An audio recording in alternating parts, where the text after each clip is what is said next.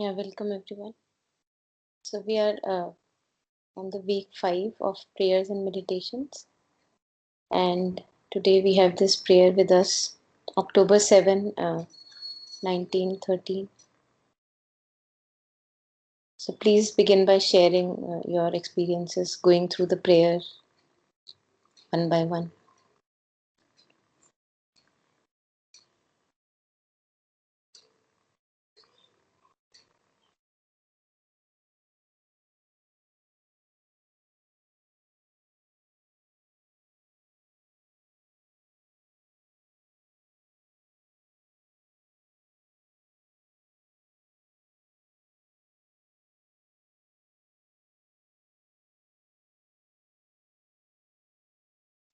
I'll go, Monica.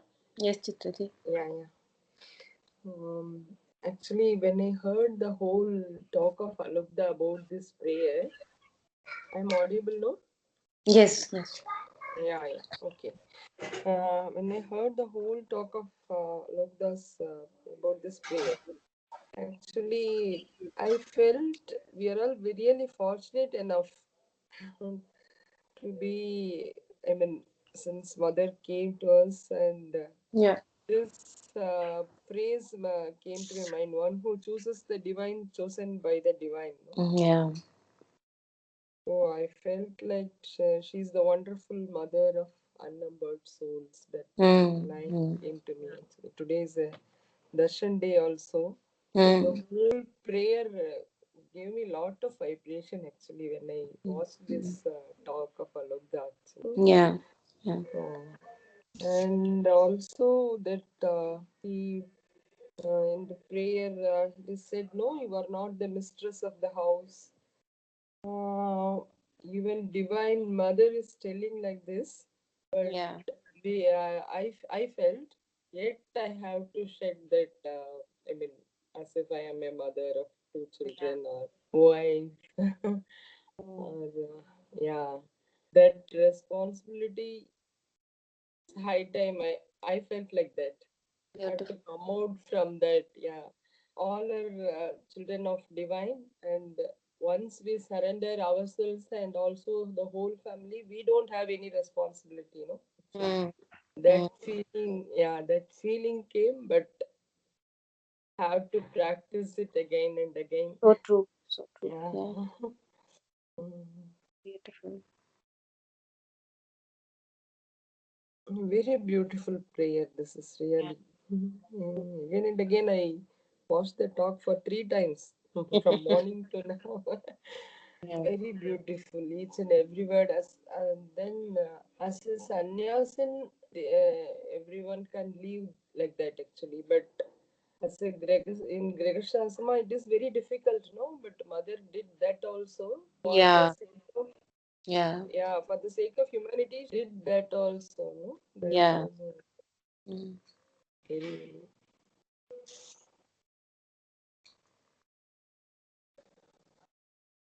Yes. Yeah. Great. I can go there. Yeah. The things that stood out for me were like they were this consciousness needs to change. Like how kind of all the it felt as if all the kind of the drama around things were cut down and kind of focused onto one simple thing. That's how when we know, I mean, that further leads to change, and how by renunciation is not an active forced process that we are often, I think, made to think. I had once seen a documentary of Buddha. In that it was also shown that how Buddha had done the Hatha yoga and so much stuff that he has forcibly kind of made himself go through so much torture, and then he realized it wasn't that. So Yeah. that the dropping of naturally kind of the ease with which it was said, like it's like so there's so many things that are on the mind, but how these prayers, like they just say it as if it's nothing. It's like such a small thing to say. So that was nice. And life experiences bring out different aspects of the nature. Yeah, that we see again and again, that how earlier when we used to say sannyas, that we have often seen that how it's like, it's like yahi pe बैठ के you have to, you have to stay there and achieve that. So, and the experiences are important for that.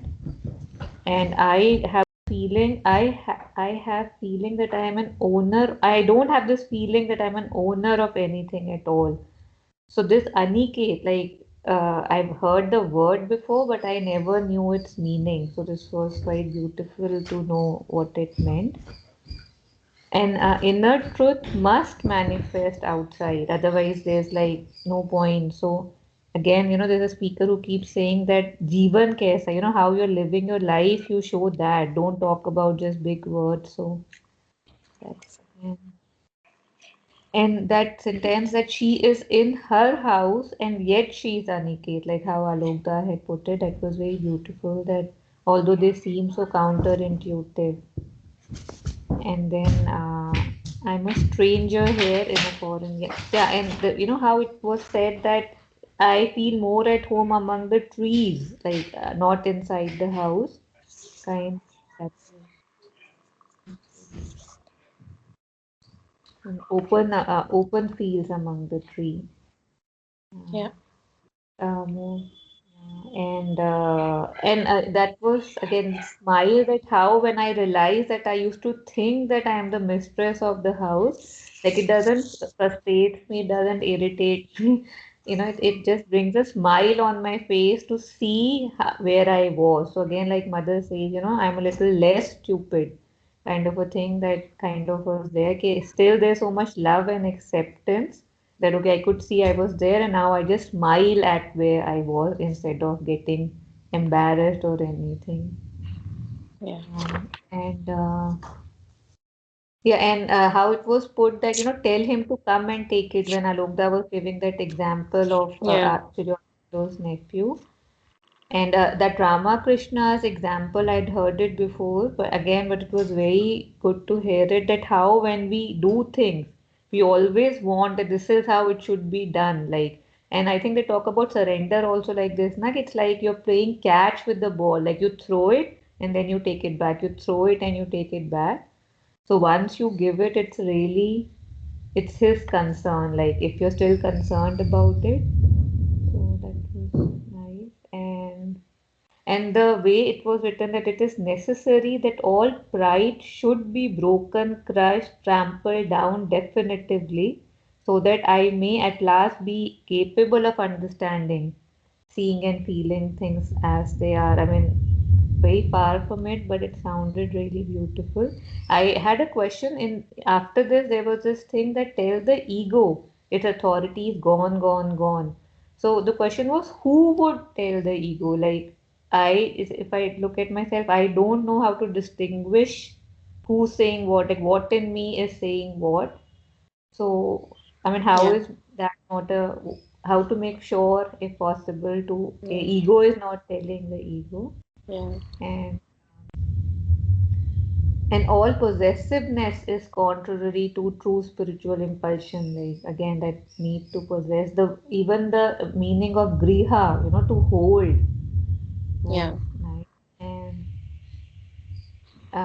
how great is our blindness when we imagine we the owners of anything. Like it's so apparent, don't know where we come from, where we go, and yet while we are here, we want to possess everything. So yeah, and I'm a visitor here as everywhere else, thy messenger and thy servant upon earth. And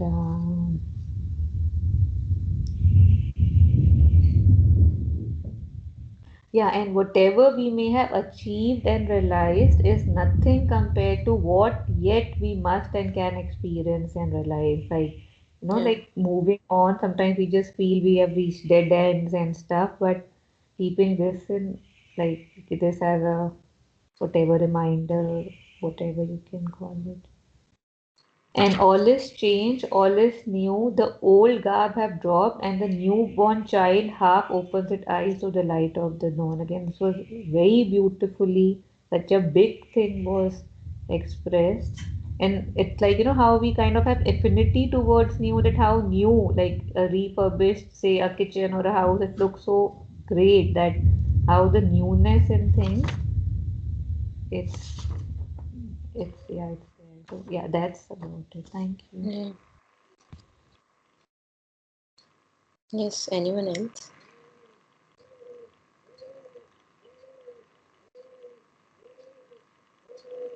I can go next. Yeah. I just wanted to say one thing about the question that Taru asked. No, one second.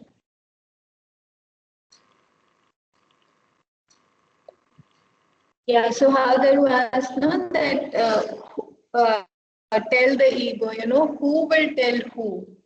So it just occurred to me that actually it is very true, and I have been kind of struggling with this for some time. That when we say I have to reach the psychic, like who will reach, and or I have to go away from these patterns and tendencies. Who will go away because I am that only, in that moment when I'm identified. So it feels like it is still a lot of value to say, tell the ego, it's, whatever it may be. It is a part of the mind telling the other part of the mind, yes, very true. It is all the same. But yet I feel that imagine you're sleeping and you're very much into that dream, and then within the dream somebody says that it is a dream, then the dreamer wakes up, right? So I feel like it is still of value to again and again reinforce, although the mind is reinforcing it. The one that is reinforcing is also a part of the same thing. But still, the reinforcement I feel is of value because it helps ultimately both of them to dissolve. That's just that occurred to me as what Karu was saying. So I Yeah. wanted to share it. Yeah. And the one part that spoke to me in the prayer, it's overall a very beautiful prayer. But one part that stood out for me was when the mother says, "I am a visitor here as elsewhere, as everywhere. Thy messenger and thy servant upon earth." It just occurred to me that there is a quote by Rumi that somebody comes to his house, he doesn't have furniture. The guest says, "Where is your furniture?" And Rumi says, "Where is yours?" And he says, "I'm just a guest here." And Rumi says, "Yes, I am also a guest here." Yeah. So it was just very like almost shocking to me that exactly same lines Hmm. that I hear that are there also. Yeah. So it was a beautiful moment to read that. And also how mother talks about not having the possessions and kind of giving up the possessions and offering, because I feel that in itself creates so much of our identity that as mother is saying that she is offering it all up, that itself brings so much lightness. Yeah. And I've been experimenting in living with minimalism, and a lot of people ask me that you have so little, but it gives so much, it brings so much peace Yeah. that it is a very beautiful experiment. Yeah. And I also feel that how mother speaks about that now she finds the whole atmosphere charged with a different energy. And I felt that how when one's consciousness evolves, everything around, including hard matter, also evolves. And I got, like, I understood this from what the mother said about the things having a different energy, having a different charge. And yeah, if something else pops up, I'll share again. Yeah. Sure. Yeah. Yeah.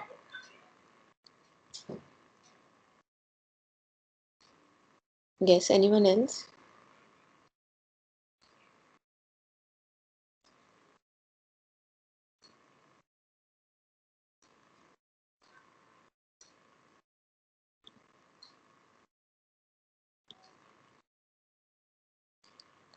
So Gurpreet ji and Preeti, would you like to share now?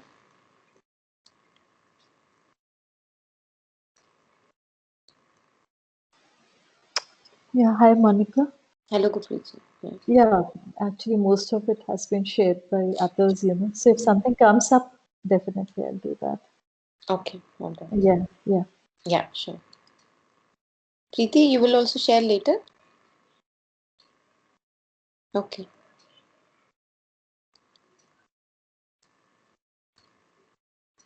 Yeah. So this thing, a few highlights, that the spiritual consciousness is intertwined in everything in our life. It cannot be that we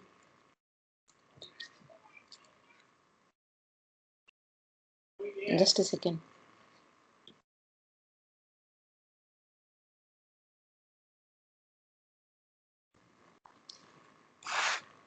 Yeah.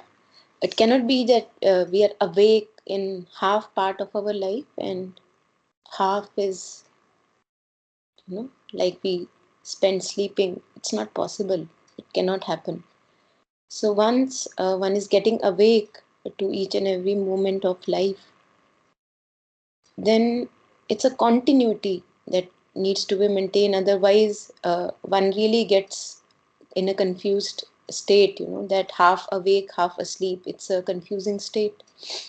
So the spiritual consciousness, if it is awakening, then it is awakening in each and every moment of our life, in each and every aspect of our life. If light is there, then no matter how little the light is there, darkness will be expelled. Just like a little diya, small diya in a very huge dark room, does light up thing. No matter how little the light is, it does shoo away the darkness. So that is one thing. And then this true detachment, which may come even when one is living in the house, in relationships, with money, with job, with everything, yet inwardly one possesses nothing. So there is a lightness in the being. One is ready to move on anytime. One is not spread his, so-called blanket so far that one is, kind of entangled everywhere, जहाँ जहाँ पे हाथ पैर पसारे हुए हैं.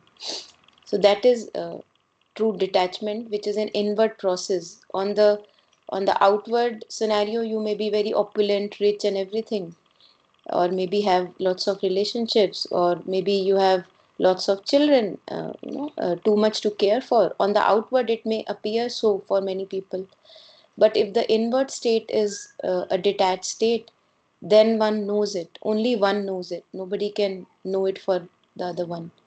So we know it inwardly that I feel light and I know that this does not belong to me. The true meaning of being homeless. And in real meaning, only the person who is truly at home can be really homeless in this world. A person who has found his true home within, in the feet of, next to the feet of Lord, in his true essence, only that person will be able to strive through a kind of a homelessness, that yes, I don't belong anywhere because I know where I belong. So the true home has already been found. Only then this character of, being a homeless in the world can manifest. Yeah, just stop me wherever you will feel like. Yeah, and then this beautiful thing that you all touched upon, that the true detachment is very organic. It comes through not a forceful detachment, but uh, that, as for example, if I use this example of, if I have to catch an important train, and I am holding on to a lot of things that I am eating. The moment the train seems to be running, I will, just put away all the things that I am holding which are unnecessary and get onto the train. So, if the spiritual fire, the real train, that must be given priority in our lives, if the spiritual fire is growing, it is not possible that a forceful detachment is needed. No, that which is trivia will be shed off slowly, just like a drop of water, how it slips off a matka, for example, a shiny pot of clay. It just slips off, slides off that pot. It doesn't stick to it.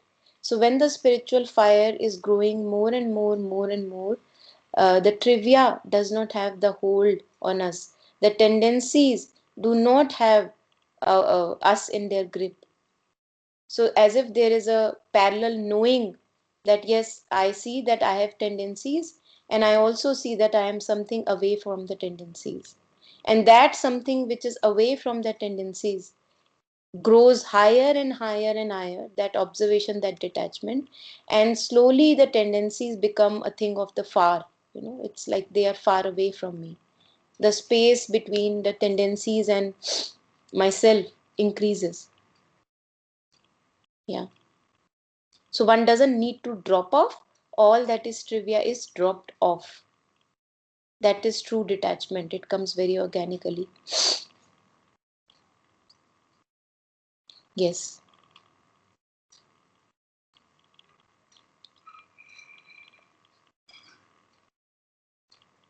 Yeah, and then this beautiful thing, that going through life experiences. Now, mother had united with her divine consciousness when she was 18 or 20 years old, but she still got married. She still she had children also, right? So, just like we read in Savitri, Savitri was from the beginning a divine child. She had conscious memories of her divine origin. Yet, she fell in love with Satyavan and had to go through that pain and misery and suffering of losing a loved one. So, because how would she know what does a human being go through when all these things happen? How would she show the path to the humanity? So these worldly experiences mother went through, which is so beautifully described in Savitri also, that for the very reason that if she doesn't know what is it to be in trap of those experiences, how would she show us the path? How would she tell us or uh, carve a new path for herself through this misery and suffering of all these worldly processes that we go through? So that was the reason that the relationships, that life experiences, they show us different parts of our nature, and our nature is as infinite as the divine himself. Just that, also, just like the union with the divine can never be full. You can grow towards fuller and fuller union, but it can never be a full union. Why? Because the divine is infinite. So there will always be a space for more and more and more. One can never say, I have achieved enough, I have united enough. The divine is infinite. So no matter I may feel satisfied for now, but there will always be a scope for more and more integral realization with the divine, with the unity in my consciousness. And that, so the life experiences are nothing, the outward experiences are nothing but a gain of insight for our own nature, the aspects of our nature, because we are the ones who have to unify. How will I unify anything when I don't even know what are the parts and pieces of my own nature? How will I unify them? So, first, my parts and pieces of nature are in ignorance, and then slowly they manifest out through life experiences in front of me. I see faces of me, parts of me which so far were hidden, and then slowly they also crave for a newer transformation. Yeah.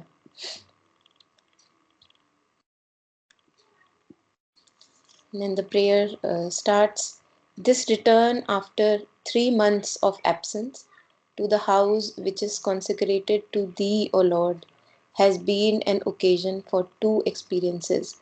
Now, Mother, this is beautiful that the house is consecrated. We have to slowly, gradually, in as much as of our capacity, offer everything. And this offering is merely a formal offering. It's a formality actually, because nothing belongs to us.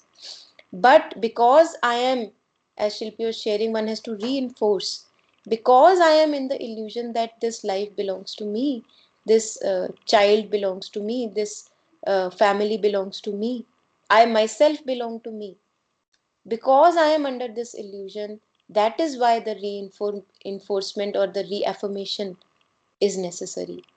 And sometimes this reinforcement is so strong, the identification with my house, my family, my life, my relationship, this is so strong. This reminds me of a little story.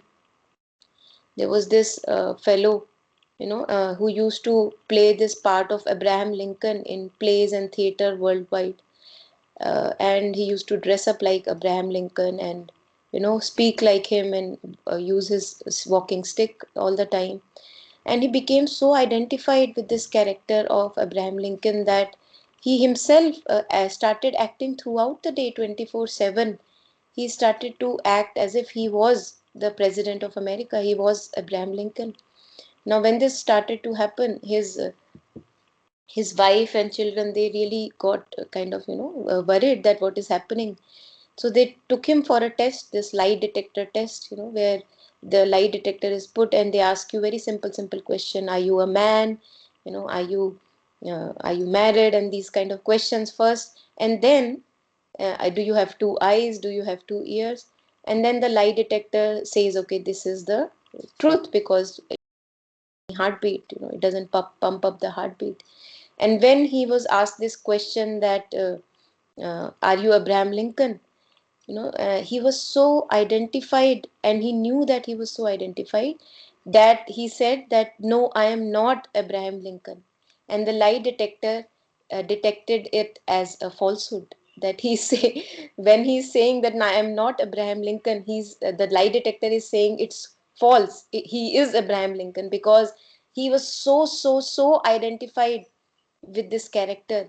And this is how we become so identified with our life, our relationships, our child, our family, our parents. This is all so addictive that we need to then have this reinforcement of offering.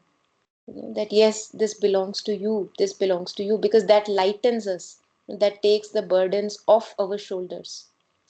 All these burdens are burdens of the one divine. We need not carry it at all. Yet we carry it again and again. Yet we, pick it up again and again. And that is why a constant consecration, constant remembering and offering, and a constant growing surrender is the path that one can choose for oneself.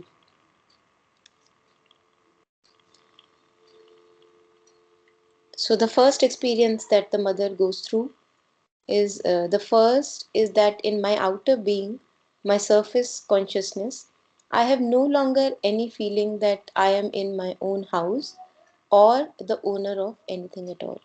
So, mother is feeling this very strongly, that actually this house does not belong to me.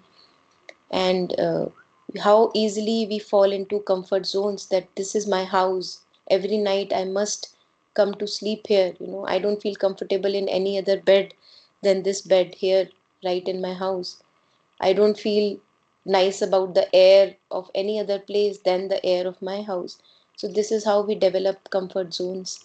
This is how we strongly begin to identify with me, myself, my family, and my house. So, owing to a few experiences, mother says that now at least my outer being does not has any feeling of such sorts. And then this story of that, the Rumi, so story of Rumi that also Alukda also shares. He refers to it as a monk, a thief comes to a monk's house, which Shilpi was sharing in the beginning. And I am a stranger in a foreign land. So she is not referring to Paris as her own land. She's been there for a long time. She's not saying that this is my homeland. All these feeling of patriotism and fights about nations and everything, this always kind of stems up from here only, when we begin to call something as ours, because then everything else becomes not ours.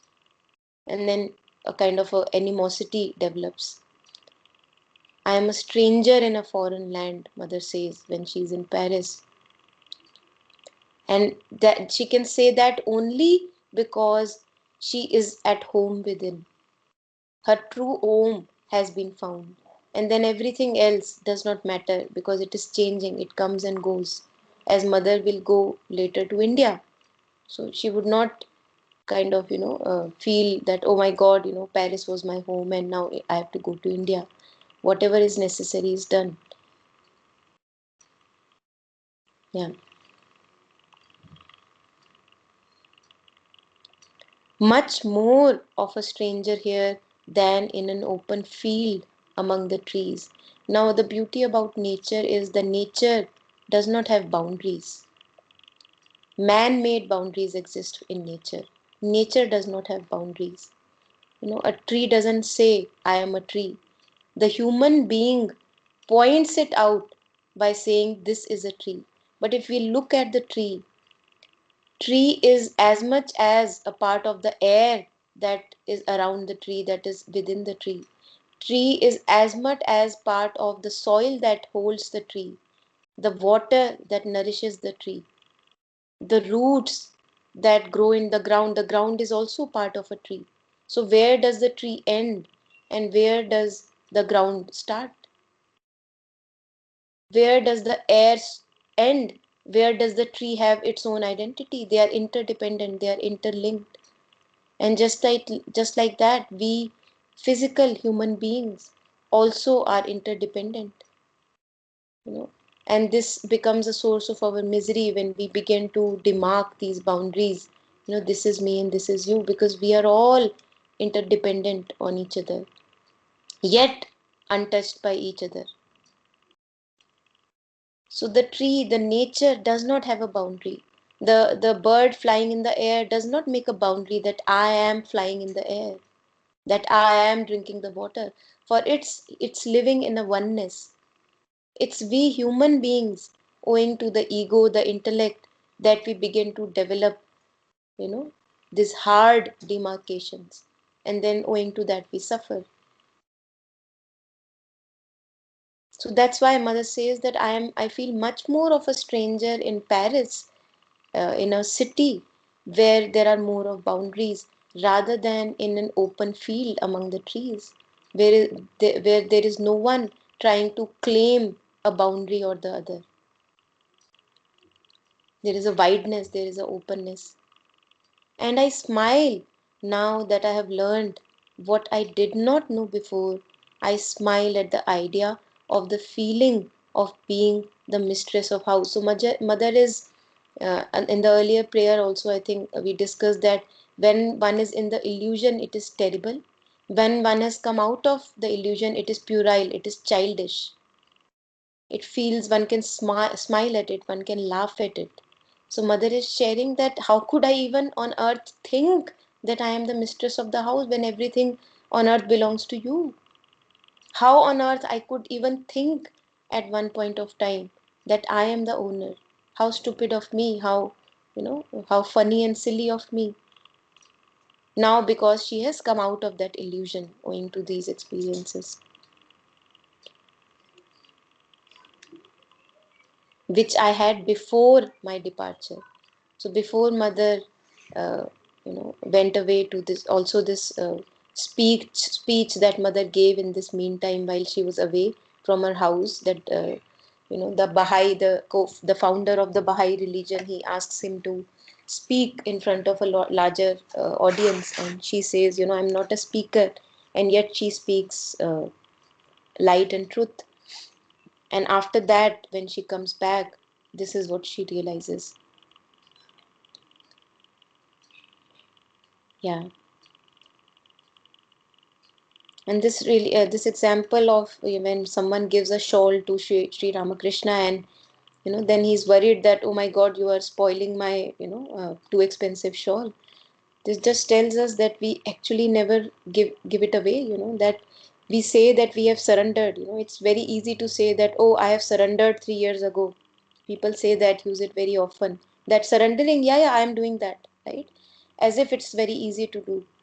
And yet we are concerned about our lives. We are concerned too excessively about our families, about our wealth, about our future and security and everything else.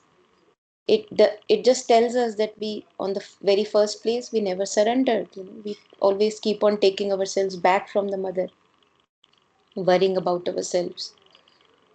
And yet this surrender and reinforcement of remembering and offering needs to be done just as we breathe. We breathe until the time we die, we leave the body. And just like that, we have to be obsessively remembering and offering.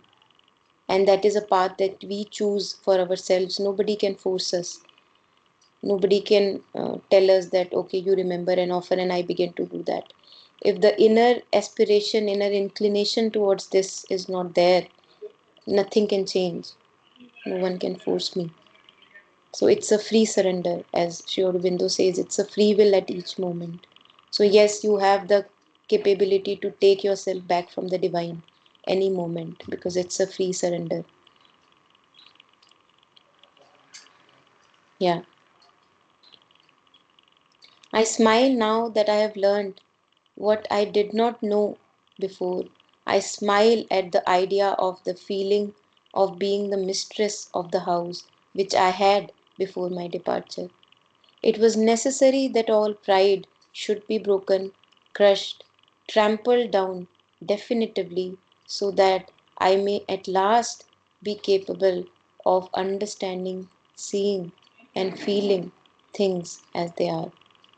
So we don't even know that we carry a pride. We have no idea. We only get to know when it is crushed. It's like, imagine that a child is born with chains all around him. He doesn't even know what is a life without chains. He has found always himself in chains. So he says, no, I'm living a fine life. That is how life is lived. I don't know any other way. The moment somebody kind of pokes at his chains, the moment it hurts due to his chains, the moment the chains lie maybe through a graceful experience, the moment the chain gets shattered, I realize, oh my God, oh, I didn't even know that I was bound. And that is how we don't even know who we are. We don't even know what are the tendencies that are living through us. We don't even know parts and pieces of this machine that I call myself. And how do I get to know? I get to know through these experiences. When I feel shattered and broken, then maybe I get to know something. And then I can be sure that one kind of a veil is shed off, another to be shed off later, another to be shed off later. So we have no idea how many blankets of layers of veils are ruling our life. And through life experiences, we get to know slowly, gradually, we get to know.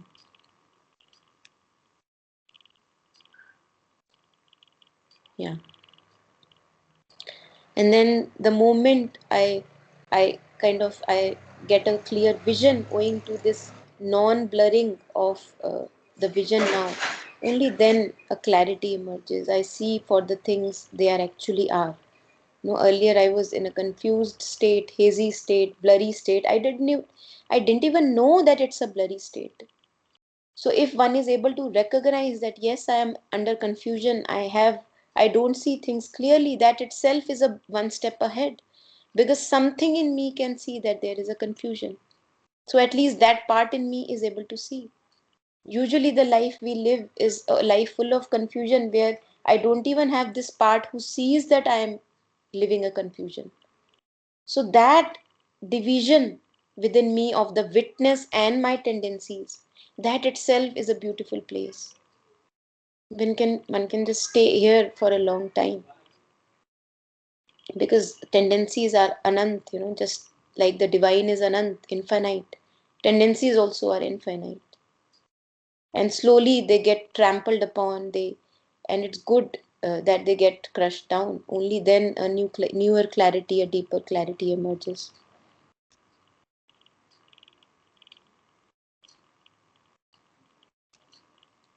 Yeah. So mother shares, I offered thee this dwelling, O Lord. Mother has been offering. So mother has already offered this dwelling to the Lord for the divine work. On mother is, laughing at herself that I offered thee this dwelling as if it was possible to me to possess anything. So this is the illusion of the ego. The illusion of the ego is that I am separate. The ego does not even know that it cannot be ever separate, because all that is the divine. What else exists for the divine? Everything is divine. Even ego is divine. The source is divine. Yet this illusion that I am separate, when this illusion is running our lives, then the misery really overpowers. And that is why becomes the necessity of awakening. So I cannot just do it by uh, reaffirming. Imagine that I am in a dream and I am saying that although I'm in Delhi, but in the dream I am in maybe Japan, and I am saying that, oh, I'm in Japan, oh, I'm in Japan. I'm really getting worried about it. I am in Japan, I'm in Japan, and I don't have to be in another dream where I say, okay, I am now in India and not in Japan. I don't have to do a dual dream. I just have to get up. So awakening to the reality of life, awakening to the truth of my movements, inner movements, outer movements, this itself is enough to come a closer to reality, to truth. I don't have to hold on to any another new dream. We get possessed by these spiritual ideas. We get possessed by spiritual theories. It's nothing but layering upon a dream. I have a dream that I am incomplete, and now I am reaffirming that, oh my God, I am complete. Oh my God, I am complete. I just have to wake up to the fact that the very fact that I was dreaming that I am incomplete, it was just a dream. I don't have to begin another dream where I begin to say, oh yes, I am complete. Oh yes, I am complete. Purnamidam, and like the sloka goes on.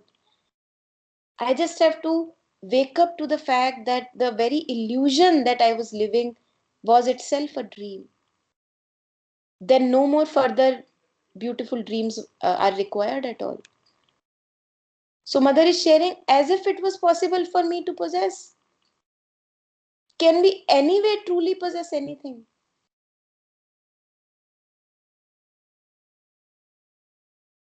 Everything belongs to something higher than us. It's just a falsity of illusion that we live in, that this is me. I belong to me. I belong to me. My children belong to me. My families and possession belong to me. So can I wake up out of this illusion? Awakening, a big jolt is necessary. And mother has gone through that jolt. That's why mother shares this pride was crushed, trampled upon, and then one wakes up. That's the uh, the power of pain, which pleasures cannot do, pain can. Pain can wake us up of a bad dream or a good dream. Dream is a dream, whether it's a bad dream or a good dream.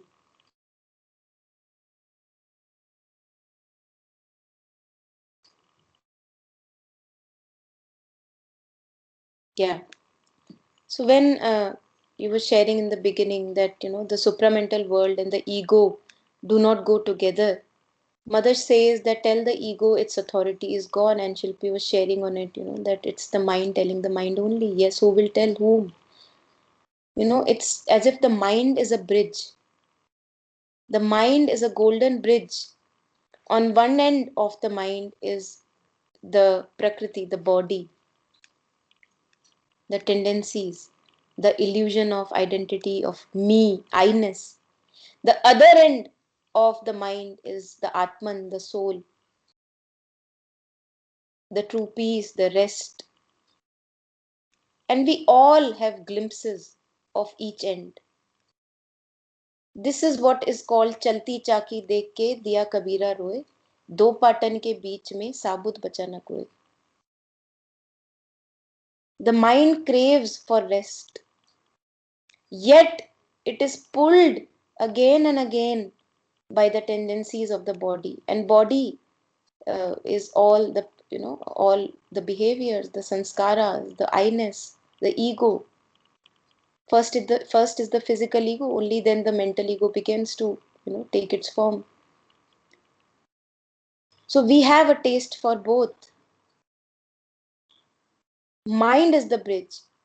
A part of the mind, as Shilpi was sharing, the part of the mind which begins to now witness, which sees that yes, I do get trapped in this misery, yet I know I am beyond the misery.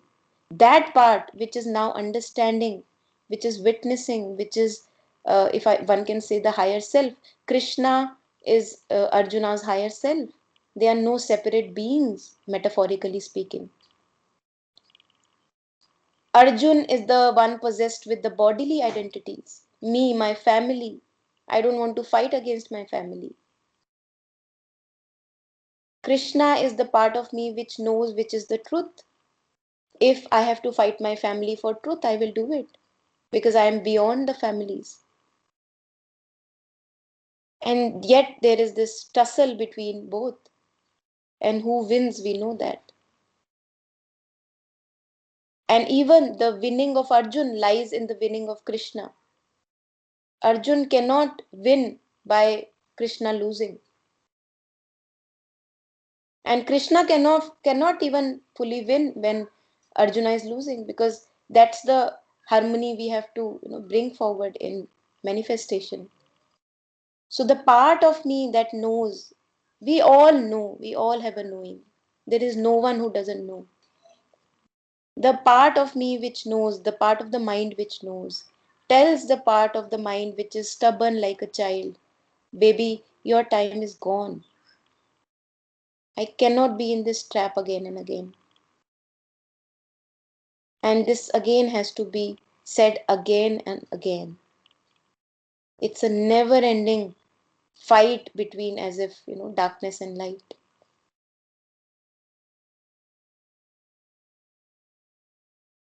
And when the bridge of the mind is able to manifest the light of the soul to the light of to connect it to the body, that is a life divine which Sri Aurobindo and Mother talks of.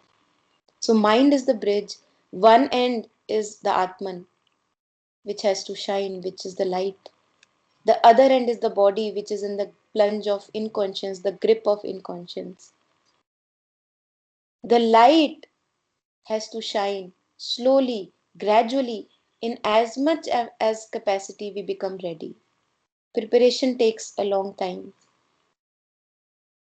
many lifetimes, many a times. So this is the journey that has to be traversed.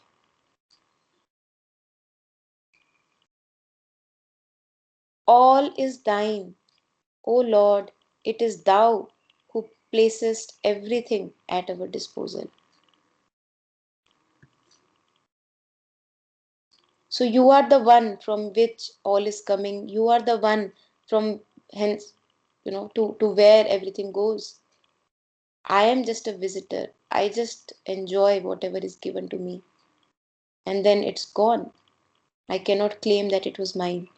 But how great is our blindness when we imagine that we can be the owners of anything. Yet we see this blindness in our day-to-day life. And that in us, which is able to see at any moment of time this blindness, that is the higher light, that which is able to see. I am a visitor here as everywhere else, thy messenger, thy servant upon earth. So mother very well knows about her mission. Thy messenger and thy servant upon earth, a stranger among men, and yet the very soul of their life and the love in their hearts. So those of us who have been attending Savitri would maybe recollect, when it is said that Savitri is the combatant from the side of the mankind. She is the champion of the representing the mankind itself. The whole mankind has no idea who Savitri is, but Savitri is representing the mankind. When she gets confronted with death, she is going to embark upon a new law. The old iron law must break.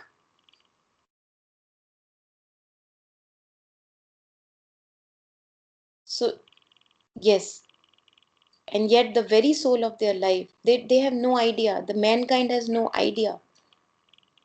Yet, mother knows her mission very well, and she is at this mission. She is on this mission. She knows it. And then she talks about the place of sadhana that she has been doing. In the second place, the whole atmosphere of the house is charged with a religious gravity. This is what we experience when we go to these places where these people have lived, the avatars have lived.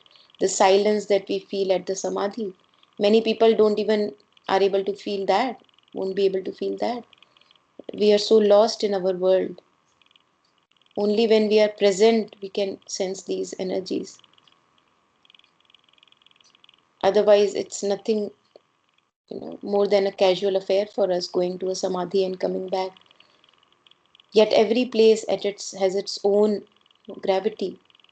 So mother has meditated here, she has done this sadhana in this house, and the whole atmosphere is charged, where the consciousness itself, which is dispersed usually, it gets collected. This happens to us when we go to such places where they exude so much of calm, so much of stillness, and even remembering about those places can bring our consciousness together. They collect our consciousness. Usually, the strings of consciousness are spread everywhere, thinking about this, that, all that, past, future. But when we are in such a charged atmosphere, even thinking about this charged atmosphere, it collects us. It brings us together, binds us. Yeah.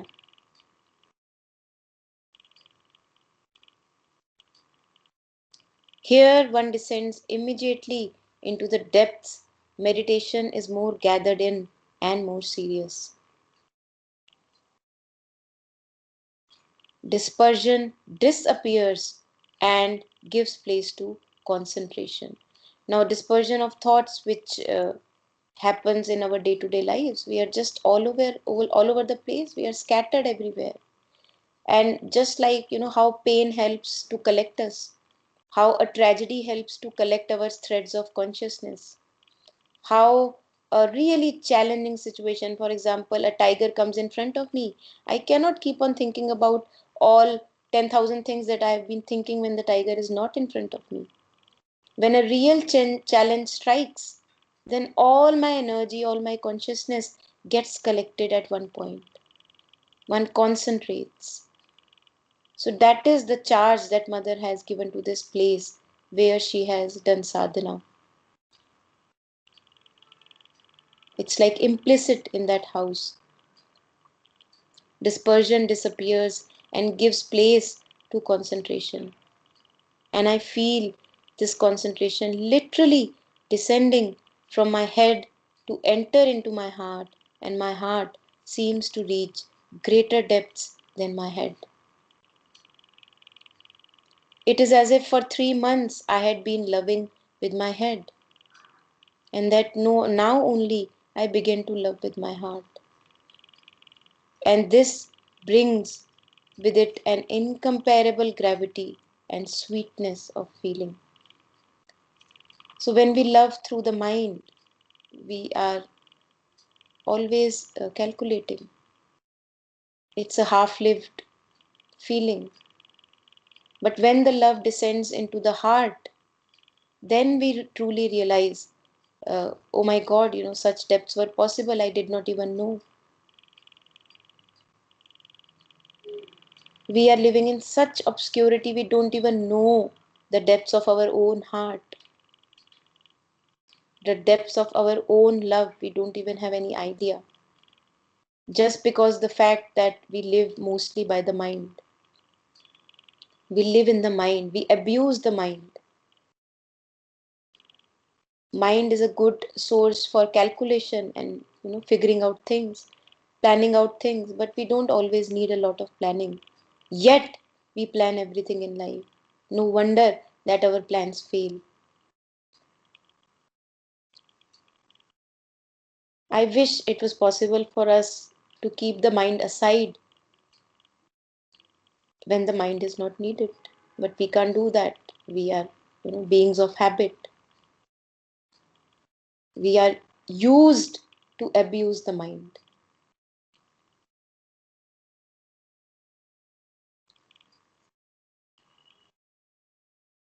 And when the mind is at rest in any moment, then the light of the soul directly penetrates into the being because there is no obstruction, the bridge that we were referring to earlier. So now mother is realizing that as if for so long, now imagine she has realized her divine consciousness. She is one, she is united with the psychic being. She is saying, I had been loving with my head. And now only I begin to love with my heart. And this brings to the mother an incomparable gravity. A gravity, like a pulling down, a deep grounding and sweetness.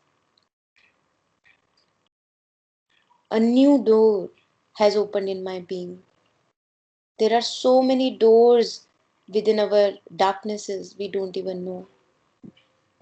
Only if we allow ourselves to touch those doors.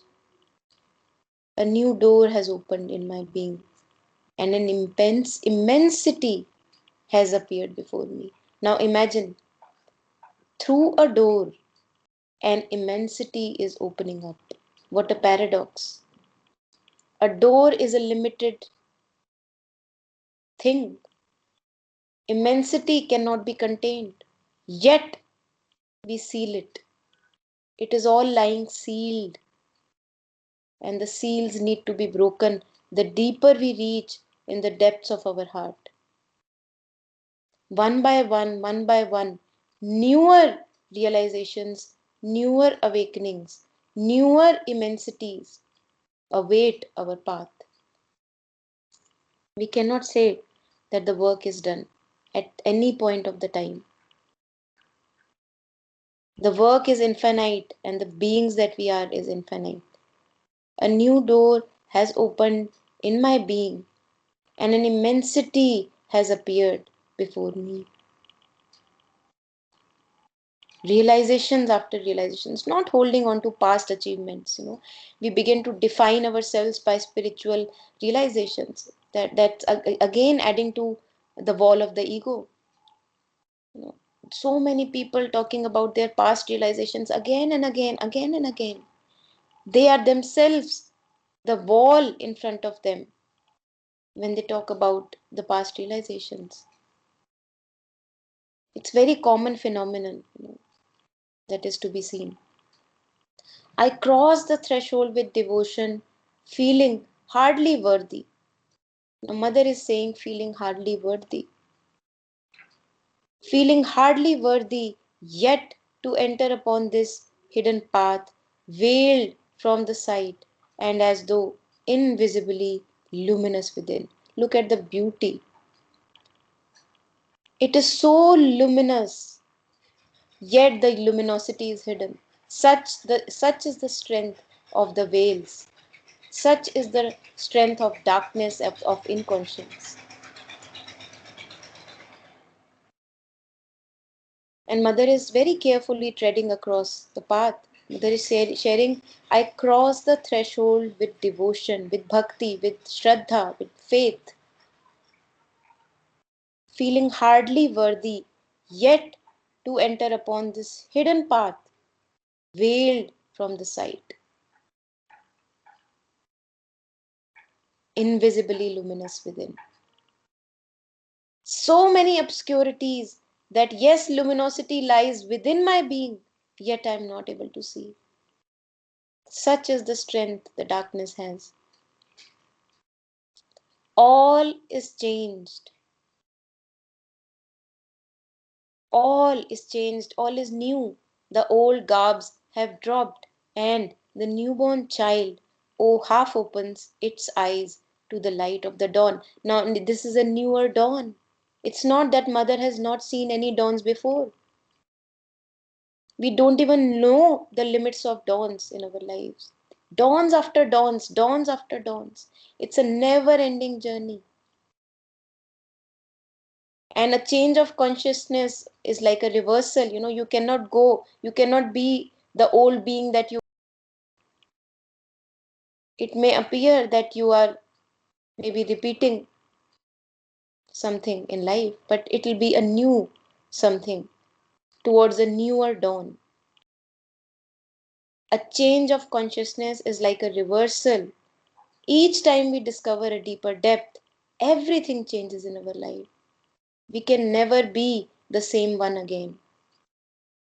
It's like, they say this saying, one can never step in the same river again. There are two reasons for this. One is that the river is ever flowing, the river is continuously changing. The other is that even my own being is forever changing. Even when I look at my physical aspect, what it was 1 second ago, even the physical cells are changing. If I was able to look at the exchange between my body and the air, even that exchange is changing. So nothing is the same any moment. Each dawn is a new dawn, each depth is a new depth, and there is no limit to those depths.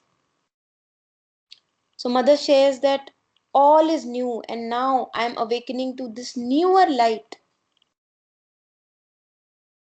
Now, as if a newborn child half opens its eyes. It's not fully prepared to receive the all light at once. It is taking the light in slowly and slowly. Half opens. The eyelids are a great protection, otherwise our eyes will be destroyed if they just completely fully are open to the light. So the eyelids is also a reference to the protection of the ignorance, the protection of veils, in the capacity that I become ready to receive divine light. Greater depths are shown to me, more light shown to me, to the light of a new dawn. And this is how we must be ready to shed the past at each moment so that a new light can be born. And through these successive descents, depths after depths, depths after depths, we arrive at the fullness and integrality of the divine realization. And one doesn't even then bother for the fullness of divine realization, because this path itself is so beautiful that one can never say that give me more. One is blessed and grateful that I have the feet of the divine, and that's enough. Yeah, any questions?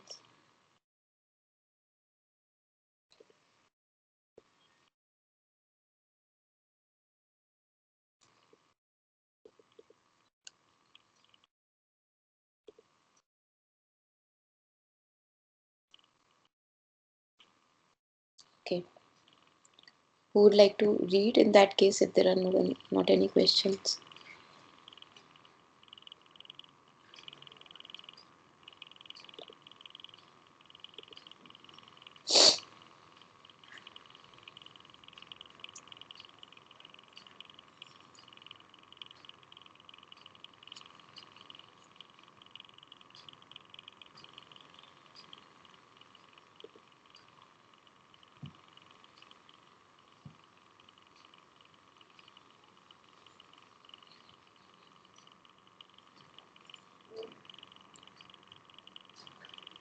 Anyone here who would like to read? Okay, I'll read. Yeah.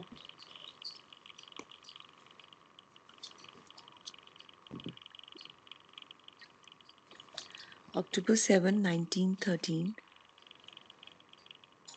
So, we are with the Mother in her prayers and meditation, and we see that it is a wonderful spiritual guide. No, this is not the one. Sorry, Yeah. I've gone to I the wrong think script. can you see the screen? It's there on the screen. The prayer. Yeah.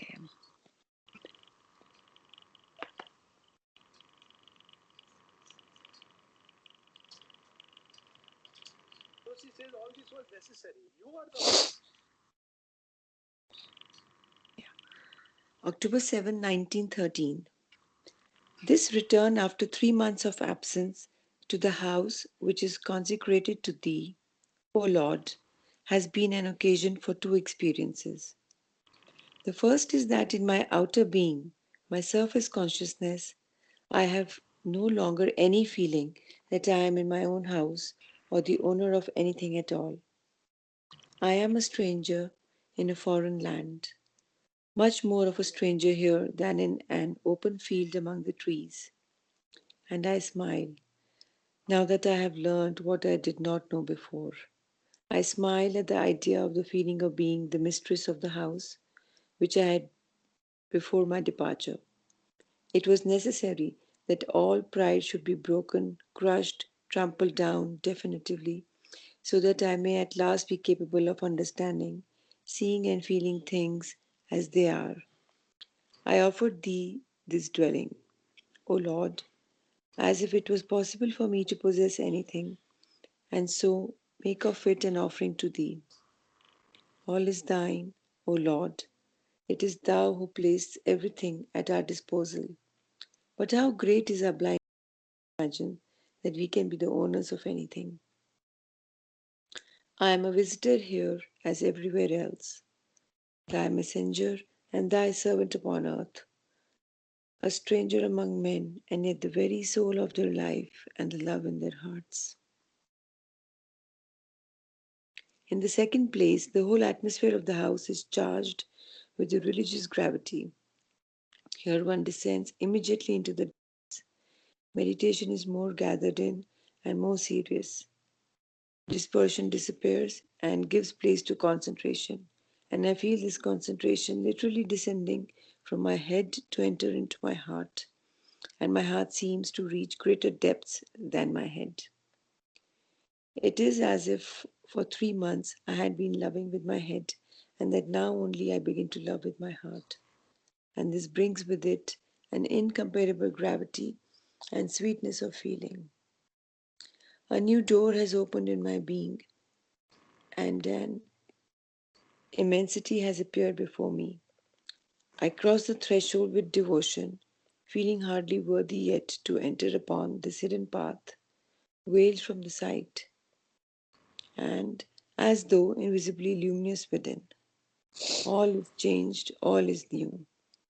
The old garbs have dropped, and the child half opens its eyes to the light of the dawn. Yeah, thank you.